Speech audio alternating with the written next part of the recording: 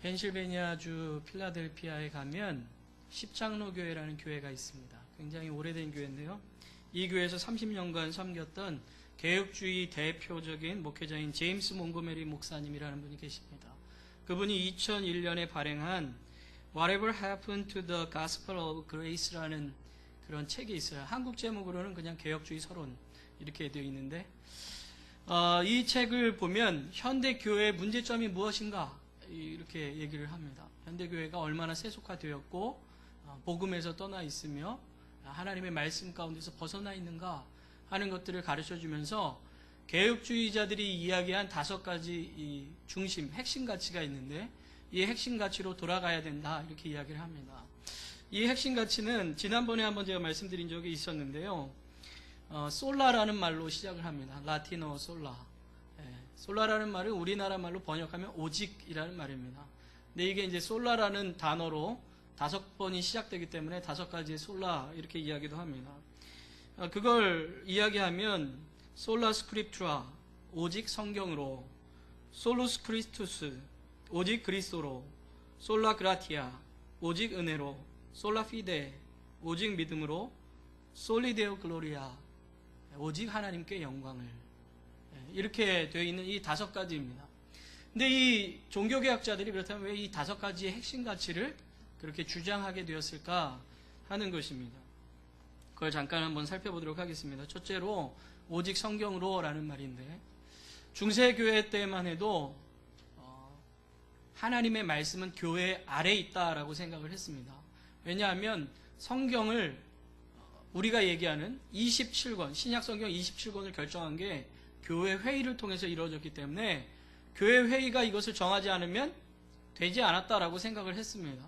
그래서 성령의 감동으로 쓰여진 것을 교회에서 구분을 했기 때문에 교회가 성경의 위에 있다라고 생각을 했어요.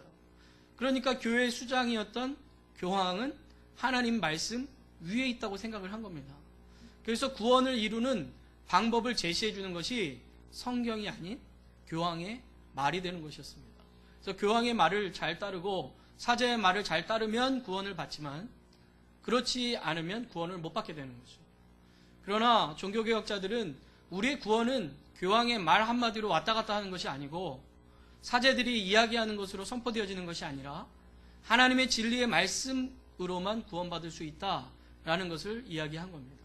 그래서 우리의 구원의 길을 인도하는 그 진리의 말씀은 하나님의 말씀밖에 없다라는 것들을 강조하기 위해서 오직 성경으로 라는 것을 주장하게 된 것입니다.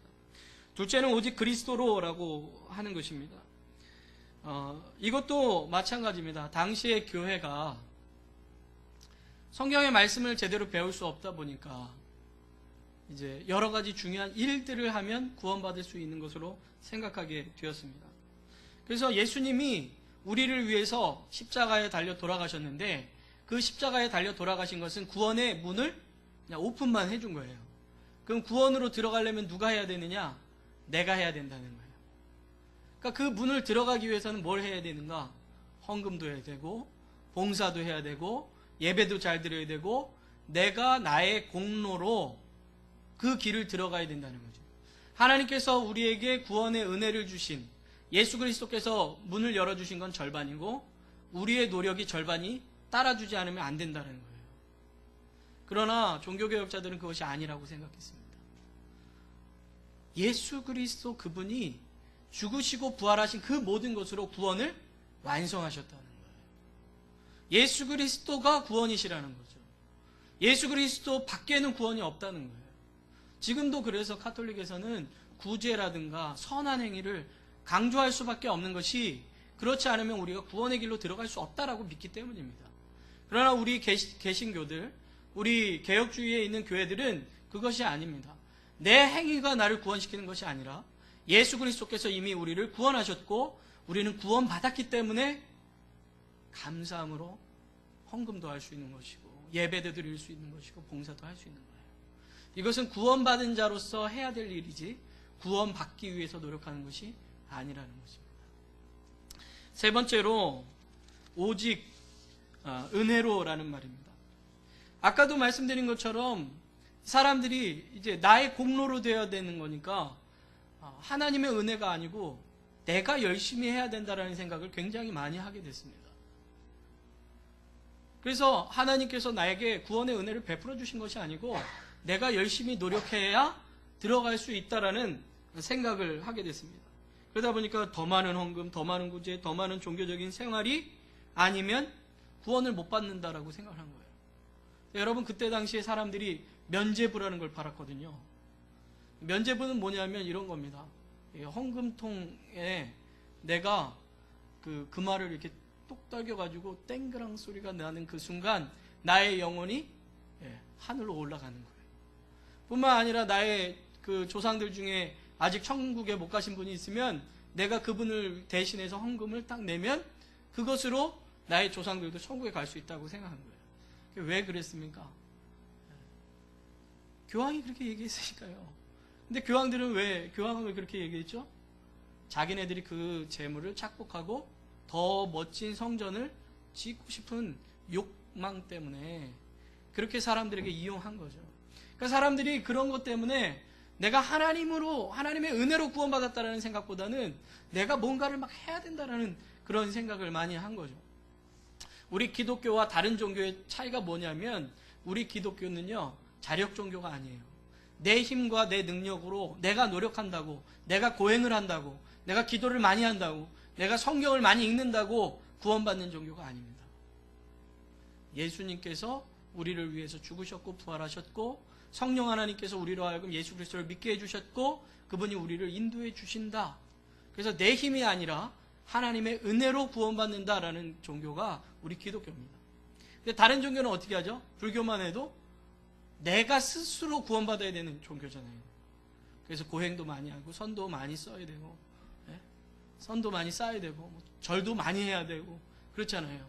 등도 비싼 거 달아야 되고 그렇죠? 근데 언젠가부터 기독교도 마치 이런 것처럼 생각하게 됐다는 거죠. 중세시대에 많은 사람들이 그렇게 생각을 한 겁니다. 그러나 종교개혁자들은 그것이 아니라는 거죠. 인간의 공로는 죄를 절대로 씻을 수 없다는 거예요. 모든 사람이 죄를 범했기 때문에 인간은 하나님을 찾아갈 수 없는 존재라는 거죠. 그러나 주님께서 우리에게 길을 열어주심으로 말미암아 우리가 그 은혜로 구원의 길로 나아갈 수 있게 되었다는 거죠. 넷째는 오직 믿음으로입니다. 아까도 말씀드린 것처럼 예수 그리스도를 믿음으로 구원받을 수 있다는 거죠. 우리가 요한복음 3장 16절 하나님이 세상을 이처럼 사랑하사 독생자를 주셨으니 이는 저를 믿는 자마다 믿음으로 구원받을 수 있음을 이야기하고 있습니다. 요한복음 1장 12절에도 영접하는 자 곧 그 이름을 믿는 자에게 하나님의 자녀가 되는 권세를 주셨다라고 말씀하고 있는 거죠. 성경은 철저하게 우리가 믿음으로 구원받을 수 있음을 이야기하고 있습니다. 마틴 루터라는 사람은 종교개혁을 일으킨 사람이라고 알려져 있지 않습니까? 이 사람도 원래 로마 카톨릭의 사제였습니다. 어떻게 하면 내 죄를 떨쳐버릴까? 나름대로 열심히 노력했고 여러분들이 잘 아시는 것처럼 이 카톨릭에는 고해성사라는 게 있잖아요. 사제에게 가서 나 이런 죄를 지었습니다. 용서해 주십시오. 그러면 사제가 성부, 성자, 성령의 이름으로 당신의 죄를 사합니다. 그래야 이 사람이 죄사함을 받고 구원받을 수 있단 말입니다. 그러니까 이 사람이 죄가 떠오를 때마다 사제한테 간 거예요. 그러니까 사제가 너무 귀찮은 거예요. 너무 자주 오니까. 사람이라는 게 생각할 때마다 죄를 짓는 습성이 있기 때문에 자꾸 죄를 생각하게 되니까 이 사람이 생각날 때마다 사제한테 가서 나 죄 졌습니다. 이런 생각을 했습니다. 막 이러니까 사제가 처음에 받아주다가 너무 자주 오니까 다음부터는 몰아가지고 오라고 그렇게 얘기했다 그러잖아요. 그러니까 이 사람이 늘 예수 그리스도를 믿지만 죄책감을 갖고 살아가는 겁니다. 어떻게 하면 구원받을 수 있을까? 나의 행위로는 도저히 주님께서 원하시는 그 길을 완벽하게 행할 수 없는 거예요. 마태복음에 보면 오른뺨 때리면 왼뺨 들이대라고 얘기하잖아요. 그렇죠? 돌려대라고. 원수를 사랑하라 하잖아요. 됩니까 그게요? 지금 당장 누군가가 저의 이 강대상에 와서 저의 뺨을 딱 때리는 그 순간 제가 왼뺨 돌려댈 수 있을까요? 못할 것 같아요. 저도 주먹이 날아갈지도 모르겠죠. 그게 쉽지가 않은 거예요, 사람이. 나한테 잘못한 사람을 내가 사랑한다. 그 사람이 잘못을 덮어준다. 쉽지 않습니다. 마틴 루터가 그걸 발견한 거예요. 어떻게 하면 그러면 내가 구원받을 수 있단 말인가? 근데 로마서 1장 17절을 보니까 오직 의인은 믿음으로 말미암아 살리라. 모든 사람이 죄를 범하였으며 하나님의 영광에 이를 수 없었는데 하나님께서 한 의인을 보내주셨는데 그분이 바로 예수 그리스도시라는 거죠. 그 예수 그리스도께서 모든 이들에게 차별 없이 이방인이든 유대인이든 죄를 옛날에 졌든 안 졌든 상관없이 그 모든 사람들을 다 용서해 주신다는 것을 알게 됐습니다. 아, 오직 의인은 믿음으로 사는구나, 믿음으로 구원받는구나 하는 것을 그래서 주장하게 된 것이죠. 마지막으로 다섯째, 오직 하나님께 영광입니다. 이게 굉장히 중요한 거예요. 왜냐하면 결국에 이 사람들이 얘기한 핵심 가치가 다 뭐냐면 구원에 관련된 거예요. 구원은 결국 나에 의해서 된 것이 아니고 내가 스스로 깨달은 것도 아니고 내가 열심히 노력해서 된 것이 아니라 하나님께서 다 해주셨다는 거예요.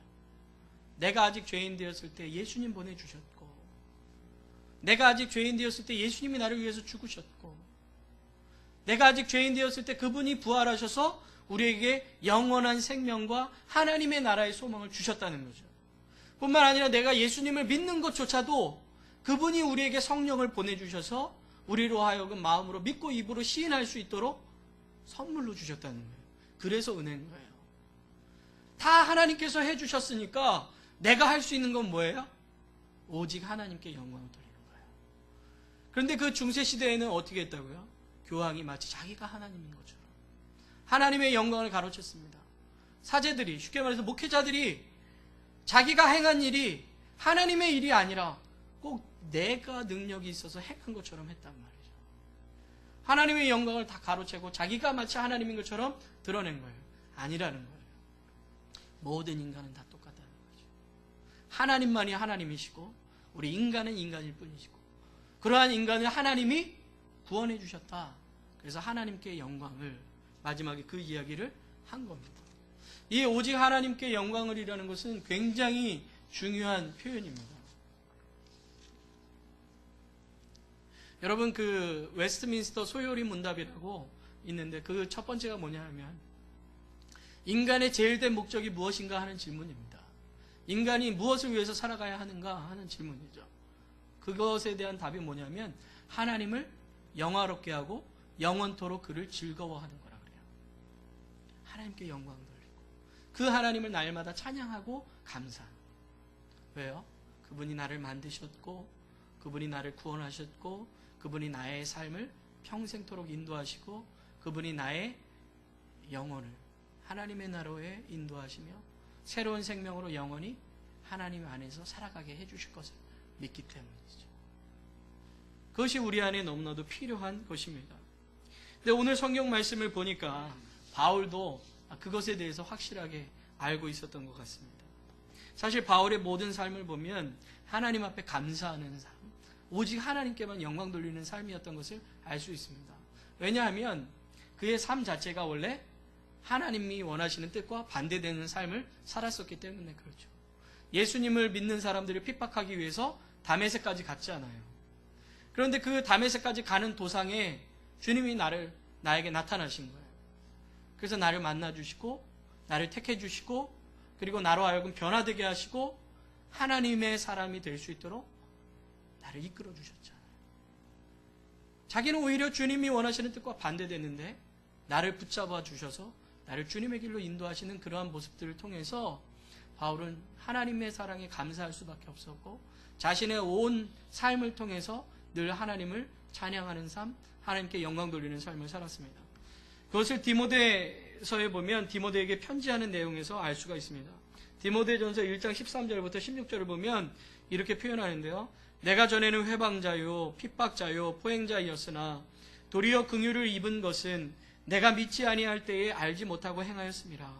죄인 중에 내가 괴순이라. 그러나 내가 긍휼을 입은 까닭은 예수 그리스도께서 내게 먼저 1절 오래 참으심을 보이사 후에 주를 믿어 영생 얻는 자들에게 본이 되게 하려 하심이니라. 교회를 핍박하는 자고 포행하는 자였지만 그러한 나에게 참아주신 주님, 그러한 나의 삶을 인도하신 그 하나님 때문에 그가 감사하고 찬양한다 하는 내용을 이야기하고 있는 거죠. 뿐만 아니라 고린도전서 15장 9절과 10절에도 이렇게 이야기하고 있습니다. 나는 사도 중에 지극히 작은 자라 내가 하나님의 교회를 핍박하였으므로 사도라 칭함을 받기에 감당치 못할 자로다. 그러나 나의 나된 것은 하나님의 은혜로 된 것이니 내게 주신 그의 은혜가 헛되지 아니하여 내가 모든 사도보다 더 많이 수고하였으나 내가 아니요 오직 나와 함께 하신 하나님의 은혜로라. 사도 바울이 전도 여행을 쭉 하면서 얼마나 많은 어려움을 겪었는지 모릅니다. 우리가 지금까지 1차 전도 여행을 쭉 볼 때 얼마나 많은 고난을 받았습니까? 전도 여행하다 병도 걸렸죠. 자기 싫다고 떠나는 마가라는 사람도 있었죠. 거기다가 가는 곳곳마다 반대하는 사람들이 있었죠. 돌로 치려고 했던 사람들이 있었죠. 실제로 자기를 돌로 쳐서 죽음의 위기에 빠지지 않았었습니까? 근데 바울은 그것을 내가 이렇게 해가지고 나 때문에 많은 사람들이 예수님을 믿게 되었다라고 얘기하지 않습니다. 그 모든 것이, 내가 지금 나된 것이, 지금 내가 사도로서 있는 것이, 내가 하나님을 믿는 자로 주의 일을 하는 것이 내 힘과 내 노력이 아니라 하나님의 은혜다. 찬양 받으실 분은 하나님밖에 없다. 이 모든 일은 내가 한 것이 아니고 하나님이 하신 일이다. 하나님께서 하셨습니다. 이렇게 이야기하고 있는 것을 볼 수가 있는 겁니다. 오늘 본문을 보면 이런 장면입니다. 이제 바울이 전도여행을 이제 다 마치고 돌아가는 거죠. 우리가 지난주에 함께 봤지만 돌에 맞아 죽을 뻔했잖아요. 근데 하나님께서 일으켜 주셨다 그랬죠. 이 일어났다라는 표현은 비실비실 일어났다는 표현이 아니라 예수님께서 죽은 나사로를 일어나라 말씀하셨 때와 같이 마치 죽은 것 같은 이 바울을 일으켜 세워주시는 사건이었다 그러잖아요. 근데 이 사람이 다시 성으로 들어갔다가 96km, 93km 이상 떨어져 있는 더베라는 곳까지 걸어갔다고 말씀드렸죠. 무엇을 위해서요? 도망치려고요? 아니요. 복음을 전하기 위해서. 아마 피투성이 되었을 그 사람이 그 다음날 일어나서 다시 복음을 전하기 위해서 사흘길 걸어가는 겁니다. 열심히 걸어야 사흘길이죠. 조금만 쉬었다가도 4일, 5일이 걸어야 되는 그런 길을 바울은 걸어간 것입니다. 그것에서도 복음을 전할 때 하나님께서는 많은 제자를 얻을 수 있도록 해주십니다. 그리고 나서 자기의 고향인 다소로 가지 않고, 그리고 다소를 통해서 그 수리아 안디옥으로 내려오는 것이 아니라 자기에게 돌을 쳤던 사람들이 있었던, 자기를 돌로 치라고 꼬셨던 유대인들이 있는 그곳으로 다시 거슬러 갔다고 말씀드렸잖아요. 저 루스드라로 다시 가고, 루스드라에서 이고니온으로, 이고니온에서 비시디 안디옥으로, 그렇게 계속해서 가는 거예요. 이제 예수님을 막 믿기 시작했지만 아직 믿음이 견고히 서지 못하고 있는 사람들에게 다시 가서 이 믿음 안에 굳게 서 있어라 라고 전하고, 예수님을 믿는 자들은 하나님의 나라에 들어갈 때까지 많은 환난이 있을 것이다 라는 것을 가르쳐 줍니다. 뿐만 아니라 그곳에 장로님들을 세워서 그 교회들이 흩어지지 않고 함께 하나 되어 하나님의 뜻을 이루어갈 수 있도록 교회의 기관들을 세우게 되는 것을 볼 수가 있습니다. 이렇게 교회를 조직한 이 바울은 오늘 성경 말씀을 보면 이제 비시디아 안디옥에서 밤빌리아라는 곳으로 걸어가고, 거기서 이제 버가에 가서 도를 전하게 됩니다. 지난번에 얘기한 것처럼 버가와 이 밤빌리아 지역에서 바울은 질병을 얻었을 수도 있었을 것이다 라고 얘기하고 있잖아요. 보통은 다 실제로 얻었을 거라고 얘기를 합니다. 자기가 어려움을 겪었던 그 지역에 다시 가서 거기서 도를 전하게 되는 거죠. 그리고 나서 아탈리아는 항구 도시거든요. 거기서 이제 배를 타고서 안디옥, 수리아 안디옥이라는 곳. 수리아 안디옥이 어떤 곳이었죠? 바울과 바나바가 목회했던 곳이고 성령이 그들을 택해 주셨던 곳이죠. 성령이 그들을 인도하신 곳입니다. 근데 그곳으로 이제 다시 돌아가게 되는 겁니다. 바울과 바나바의 마음이 어떤 마음이었을까요? 모든 전도 여행을 한 1년 6개월 정도 걸렸을 거라고 보는데요. 그 오랜 시간을 전도 여행을 마치고 하나님께서 우리를 불러주셨던 그 곳, 우리가 목회했던 그 곳으로 돌아갔을 때 바울과 바나바의 마음은 어땠을까요? 아마 그 감격이라는 것은 이루 말할 수 없을 것 같아요. 그 기쁨이라는 것은 말로 표현할 수 없었을 것 같아요. 또 교회에 들어갔을 때에 다시 돌아왔구나 하는 그런 평안함과 그런 행복감은 이루 표현할 수 없었을 겁니다. 그러면서도 그들의 머릿속에는 아마 지금까지 1년 6개월 동안 전도했던 그 모든 것들이 주마등처럼 이렇게 지나갔을 거예요. 마치 영화의 필름이 한 장면 한 장면, 그 필름 하나가 슬라이드가 지나가는 것처럼 한 장면 한 장면 이렇게 스쳐가면서 그 하나님이 행하신 일들을 생각하게 되었겠죠. 그래서 바울과 바나바가 오늘 성경 말씀을 보면 교회를 모아서 이야기를 하기 시작합니다. 그러니까 어떻게 보면 선교여행 같은 거 마치고 돌아오면 뭐 하죠? 선교 보고 하잖아요.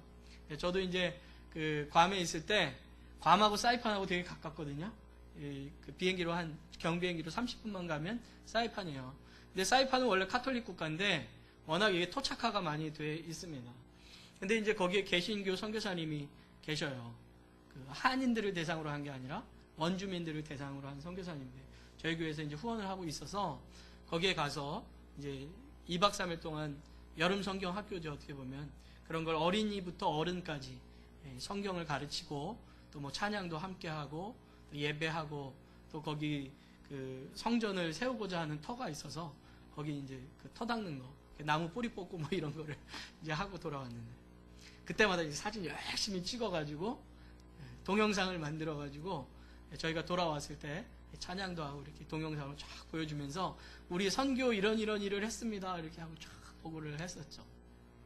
그런 것처럼 오늘 바울도 선교 보고를 하는 겁니다. 근데 오늘 이 선교 보고를 어떻게 했는가, 내용이 무엇인가 하는 걸 딱 두 가지로만 얘기합니다. 하나님이 함께 행하신 모든 일, 그리고 이방인들에게 믿음의 문을 여신 것, 이 두 가지를 구했다고 이야기합니다. 여러분, 이 표현 속에서 바울과 바나바가 드러나고 있습니까? 바울과 바나바가 뭐 했다는 얘기가 안 나옵니다. 모든 일 가운데 하나님께서 행하셨고, 오늘 이 복음으로 이방인의 문이 열렸다는 것도 누가 하셨다 그러는 겁니까? 우리가 열었습니다 라고 얘기하지 않고 이방인들에게 문을 여셨다고 표현하잖아요. 누가요? 하나님이요. 성령님이요. 그분이 다 하셨다는 거예요. 아마 저는 이렇게 보고하지 않았을까 이렇게 생각 들어요. 바울이나 바나바 둘 중에 한 사람이 얘기했겠지만 아마 말 잘했던 바울이 또 얘기했는지도 모르겠죠. 아마 이렇게 얘기했을 겁니다. 여러분들 기억나시죠? 우리가 기도하는 가운데 성령님께서 바울과 바나바를 저희를 세워주셨습니다. 그리고 그분이 우리를 항구로 인도하셨고 우리를 구브로로 가게 해주셨습니다.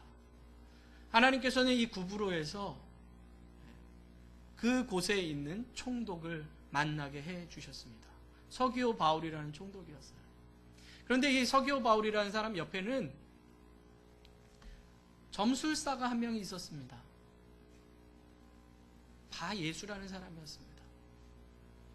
그런데 하나님께서 능력을 베푸셔서 이 바예수라는 사람의 계획을 꺾으시고 서기오 바울이라는 총리로 하여금 예수님을 믿게 해주셔서 구브로 땅에 복음이 전해지도록 역사하셨습니다. 거기에 바울과 바나바가 있습니까? 없습니까? 자기는 없는 거예요. 그냥 인도하신 대로 자기는 간 거죠. 여기에서 내가 얼마나 고생했는지 아세요, 여러분? 나 돌에 맞아 죽을 뻔했거든요. 이런 표현들이 하나도 안 나와요. 오히려 자기를 붙드셔서 자기를 인도하신 하나님이 얼마나 대단하신가. 하나님이 행하신 일들이 얼마나 놀라운가. 하나님께서 그 모든 일을 하셨습니다 라고 고백하고 있다는 거죠. 여러분, 이것이 바로 보내심을 받은 자의 삶이요 그리스도의 증인의 삶의 모습입니다. 증인은 나를 얘기하는 게 아니에요. 그분을 얘기하는 겁니다. 우리의 삶은 언제든지 하나님께서 나의 삶을 통해서 인도하신 것들을 자랑할 수 있고 증거할 수 있어야 되는 거예요. 가끔가다 간증을 보면 이상할 때가 좀 있어요. 모든 간증이 다 그런 건 아닌데 어떤 분들을 보면 이게 간증이 하나님께서 행하셨습니다 라는 건지 내가 잘났습니다 라고 얘기하는 건지가 헷갈릴 때가 있어요.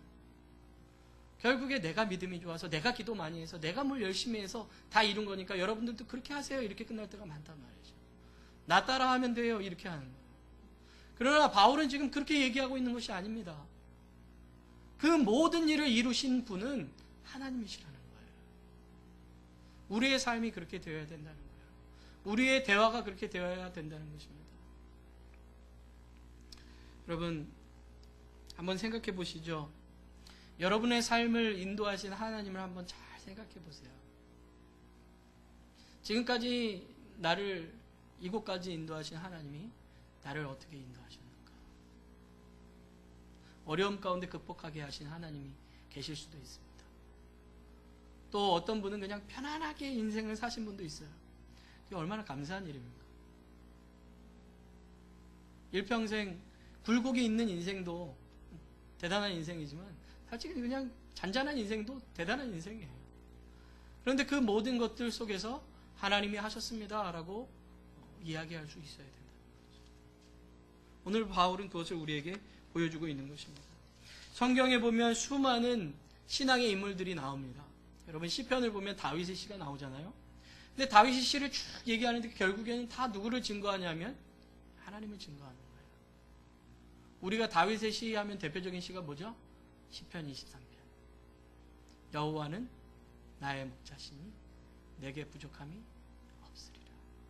왕된 것이 내 힘과 내 능력이고 내가 전쟁에서 능력 있게 잘해서가 아니라 그분이 나의 목자 되시고 나를 지켜주셔서 내가 왕이 될 수 있었다는 거예요. 내가 전쟁에서 승리한 것도 내가 병법이 좋아서가 아니라 그분이 나를 인도해 주셔서 가능했다는 거예요. 내가 어려움 속에 처했을 때 내가 극복하게 한 것도 내 지혜가 아니라 주님께 기도했더니 주님이 이루셨습니다라는 것을 이야기하고 있는 거예요. 여러분 성경에 어떤 인물이 그렇게 대단한 인물이 있습니까? 아브라함이요? 이삭이요? 야곱이요? 전혀 대단한 인물들 아니에요. 잘 보시면 우리보다도 더 엉뚱하고 이상한 짓을 많이 했던 사람들입니다. 그런데 그 사람들이 믿음의 조상이 되고 믿음의 어른들이 될 수 있었던 이유가 무엇입니까? 하나님께서 그들을 찾아오시고 하나님이 그들을 택하시고 하나님께서 그들의 삶을 인도해 주셨기 때문입니다. 그래서 성경은 철저하게 우리에게 아브라함, 이삭, 야곱을 보여주시는 것이 아니라 그들의 삶 속에 역사하셨던 하나님을 이야기하고 있는 거예요. 그들을 구원하신 하나님, 그들을 인도하신 하나님, 그들과 함께 하신 하나님을 보여주고 있는 거죠. 오늘 성경 말씀도 바로 그것을 우리에게 이야기해 주고 있는 것입니다. 바울과 함께 하신 하나님 바로 우리와 함께 하신 하나님이라는 거예요. 그리고 그 하나님이 바울을 인도하셨던 것처럼 여러분의 삶을 지금까지 인도하셨고 앞으로도 인도해 주실 것이라는 거죠. 그렇기 때문에 우리의 삶은 언제든지 하나님께 영광 돌리는 삶이 되어야 된다는 거예요.